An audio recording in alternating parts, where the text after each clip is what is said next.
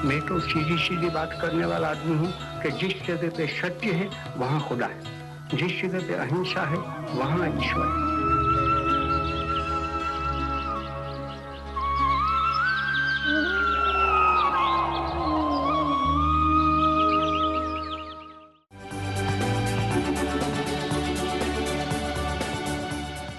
Break के बाद एक बार फिर स्वागत है आपका हमारी इस खास पेशकश में।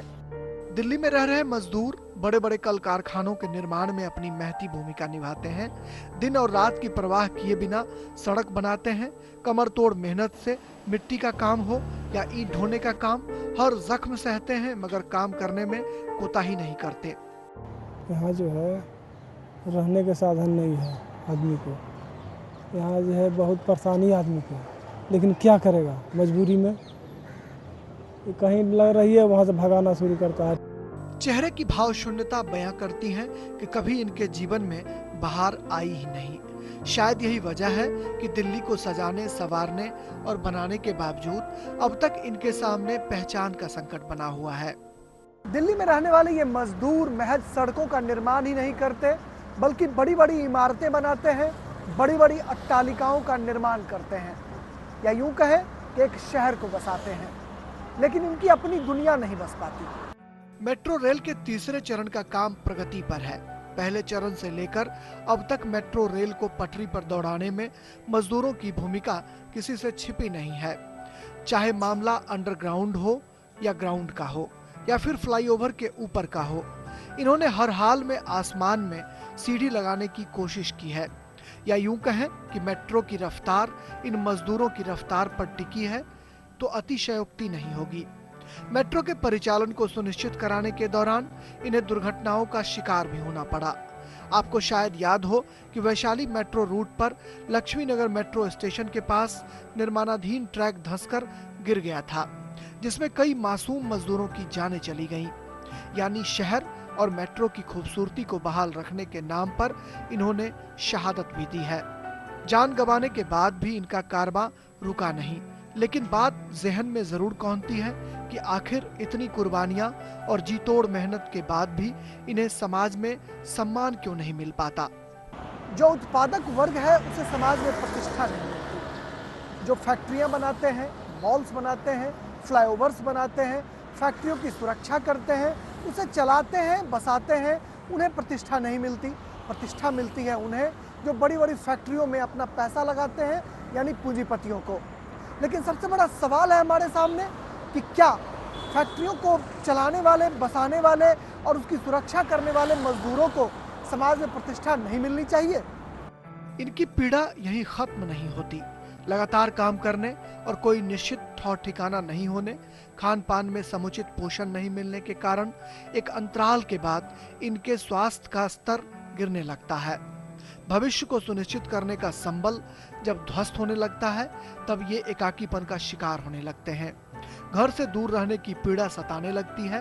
ये पैसे तो दिन भर में 200 से 300 रुपए कमाते हैं। दिहाड़ी में से कुछ मनी ऑर्डर से पैसे भेजने की जुगात भी भिड़ाते हैं, लेकिन खुद अपना खर्च निपटाने में उनका पैसा खत्म हो जाता है। कुछ लोग हादसे के शिकार भी होते हैं जब शाम के धुंधलके में इनके सारे पैसे चोर बदमाश छीन लेते हैं। बस यहीं से इनकी जिंदगी में यू टर्न आता है।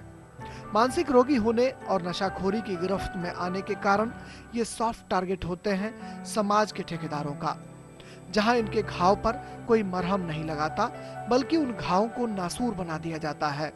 पूरे भारतवर्ष में एक बहुत बड़ा तादाद है जो बेघरता का शिकार है।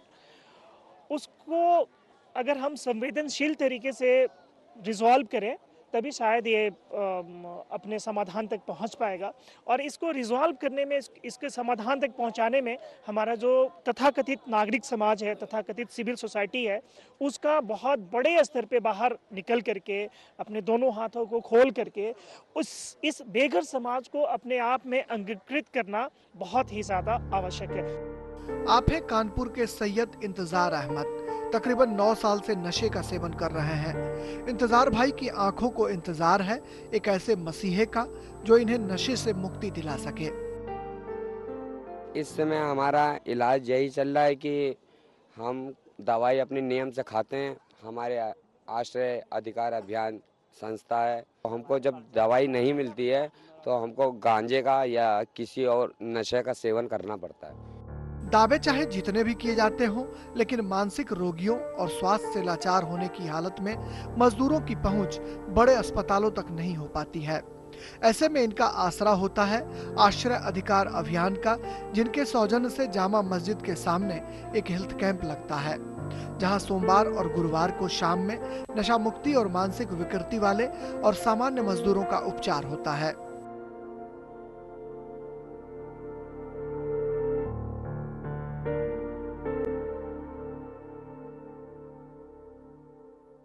बगल में दिल्ली गेट पे जो एलएनजेपी हॉस्पिटल है वहाँ पे हम भेज देते हैं, लेकिन वहाँ का एक्सपीरियंस भी बड़ा दुखद लगता है कि इतने आराम से इन लोगों को एडमिशन या ट्रीटमेंट नहीं मिल पाता।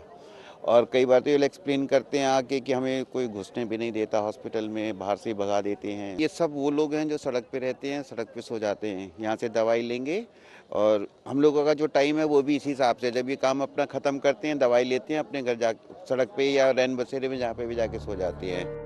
बेघर हस्तक्षेप समूह और बेघर मानसिक स्वास्थ्य कार्यक्रम के बैनर तले लगने वाले हेल्थ कैंप की खास बात यह है कि यहाँ मनोरोगियों की चिकित्सकीय परामर्श के साथ साथ उन्हें न्यायिक सुविधा भी प्रदान की जाती है। इसके लिए मनोचिकित्सक के साथ साथ एक मजिस्ट्रेट भी हफ्ते में 2 दिन अपनी सेवा प्रदान करते हैं। जो मानसिक रूप से कमजोर लोग हैं, जो लावारिस मेनली कहिए और मानसिक रूप से हैं, मेन रोल तो डॉक्टर्स की है, साइकेट्रिक जो भी है, ये बात से लेकर उनका मेन रोल है। हमारा रोल केवल ये है कि जो अपना कॉन्सेंट न दे सके, न देने की स्थिति में हो, उसका ट्रीटमेंट ऑथोराइज हम करते हैं कि हाँ इसका ट्रीटमेंट स्टार्ट किया जाए। वो मेंटल हेल्थ एक्ट है। एकाकीपन और अपनों की तलाश में मजदूर अपना मानसिक संतुलन खोते हैं, जिन्हें लगभग 10 साल से चल रहे बेघर अस्पताल में मुफ्त दवा और इलाज उपलब्ध कराया जाता है। मोबाइल मेंटल हेल्थ यूनिट में एम्बुलेंस की भी सुविधा उपलब्ध है। साथ ही नए और पुराने मरीजों के लिए ओपीडी भी है। जनरली जो इनकी होमलेसनेस होती है, वो कुछ केसेस में होमलेसनेस की वजह से ड्रग्स होते हैं, कुछ केसेस में ड्रग्स की वजह से होमलेसनेस होता है। इस तरह से है, दोनों टाइप के केसेस मिलते हैं। सर्दियों में ज़्यादा ड्रग्स यूज़ करते हैं, क्योंकि हम ऐसा ड्रग यूज़ करते हैं तो हमें शर्ट भी पहनी हो सिर्फ एक, उससे भी सर्दी नहीं लगती। 2-2.5 साल से दवाई चल रही है। पहले इसमें पीता था, मैं इसमें छोड़ दिया, अब दवाई पे चल।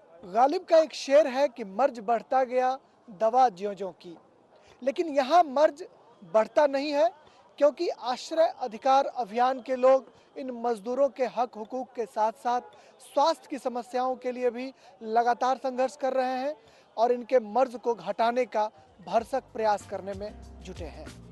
इसके अलावा आश्रय अधिकार अभियान समेत अनेक स्वयंसेवी संगठनों ने दिल्ली के विभिन्न इलाकों में आश्रय गृहों में मजदूरों के ठहरने की व्यवस्था की है, जिसकी जानकारी लोगों तक पहुंचाना जरूरी है कि ये शेल्टर आखिर हैं कहां-कहां। निजामुद्दीन पुरानी दिल्ली रेलवे स्टेशन के बगल में यमुना बाजार, फतेहपुरी, फब्बारा चौक और नंदनगरी समेत दिल्ली में लगभग 150 जगहों पर आश्रय गृह कार्यरत है, जिसमें महज 7-8 रुपए की मामूली रकम लेकर इनके ठहरने की व्यवस्था की जाती है। बीमार और बुजुर्गों को ये सेवा मुफ्त में दी जाती है। उनकी बुनियादी समस्याओं को हल करने के लिए हमारे हुक्मरान क्या कर रहे हैं, क्या ये जानना जरूरी नहीं है? जी हाँ, राजीव आवास योजना के तहत शहरी निर्धन लोगों को घर देने की योजना शुरू की गई है, जिसके लिए 2229 मकानों का आवंटन किया गया है। दिल्ली की मुख्यमंत्री शीला दीक्षित 115 औद्योगिक कामगारों के बीच आवंटन पत्र बांटकर इस योजना की शुरुआत कर चुकी हैं। चुनौतियां जो हमारे सामने हैं वो बहुत बड़ी हैं, लेकिन एक संकल्प हमने किया है और इस संकल्प को पूरा जरूर करेंगे आने वाले समय में, जिसमें किसी को ऐसे मजबूर न होना पड़े कि वो या तो झुग्गी झोपड़ी में रहे या किसी अनऑथराइज्ड कॉलोनी में जाकर अपना घर बसाए। लाखों मकानों की जरूरत है।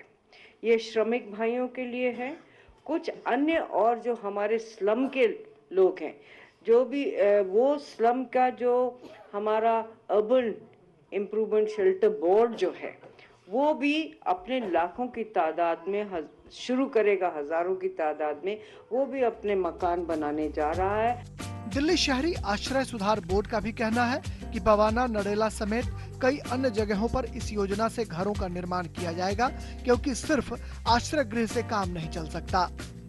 एक हमने प्रपोजल दिया है गवर्नमेंट ऑफ इंडिया को कि जो ट्रांजिट अकोमोडेशन है, जैसे इंडस्ट्रियल वर्कर हैं या माइग्रेंट वर्कर्स हैं या कंस्ट्रक्शन वर्कर्स हैं या सीजनल वर्कर्स हैं, ये लोग जब दिल्ली में आते हैं तो इनको आजकल कोई धर्मशाला या सराय इस तरह का कोई प्रावधान होता नहीं है। तो करीब 30,000 ऐसे लोगों के रुकने के लिए हमने ट्रांजिट अकोमोडेशन का प्रपोजल दिया है। गवर्नमेंट ऑफ इंडिया ने इसमें हमसे कुछ क्लैरिफिकेशंस मांगे हैं और ये हम सोचते हैं कि अगर ये हम बना देते हैं तो इससे काफ़ी राहत मिलेगी। लेकिन जो ओवरऑल रिक्वायरमेंट है दिल्ली में हाउसिंग का, उसमें नाइट शेल्टर्स एक अपना सोल्यूशन नहीं है। नाइट शेल्टर्स अमूमन लोग कहते हैं कि नाइट शेल्टर बनाना चाहिए, but housing is a larger objective and a far more stabler solution. Delhi master plan में आर्थिक रूप से कमजोर 8 लाख लोगों के लिए घर बनाए जाने की योजना है, लेकिन इस योजना का लाभ मजदूरों को मिलना थोड़ा मुश्किल दिख रहा है, क्योंकि इनके पास न ही पहचान पत्र है और न ही बैंक अकाउंट। हालांकि कई स्वयंसेवी संगठनों ने आधार पहचान पत्र के सहयोग से एटीएम और बीसी कार्ड बनाने की कोशिश की है, लेकिन ये प्रयास बहुत कम लोगों तक पहुंच पाए हैं। इसके लिए केंद्र और राज्य सरकारों को एक ठोस नीति बनाने की जरूरत है, ताकि हर शहरी गरीब के लिए रोजी रोटी और रिहाइश का मुकम्मल इंतजाम किया जा सके, क्योंकि ये शहर अगर हमारा है तो उनका भी है। जितना अमीरों का है ये शहर, उतना ही गरीबों का है। ये शहर जितना दिल्ली में 200 साल से 400 साल से रह रहा है उसका है, जो 2-4 दिन से आ रहा है, 2-4 दिन से आया है, उसका भी शहर है। दिल्ली सरकार को और एमसीडी को ये दो की बहुत बड़ी जिम्मेवारी बनती है। सुप्रीम कोर्ट ने भी इनके गरिमामय जीवन पर प्रकाश डालते हुए आवास के अधिकार को प्रमुखता से चिन्हित किया है।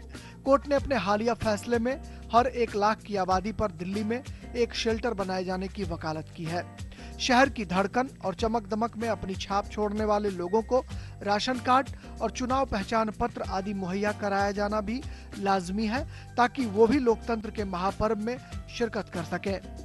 रोटी, कपड़ा और मकान और सेहत, शिक्षा और सम्मान सभ्य समाज में रहने वाले लोगों की मूलभूत जरूरत मानी जाती है। ऐसे में पूरे समाज को संवेदनशील होने की जरूरत है।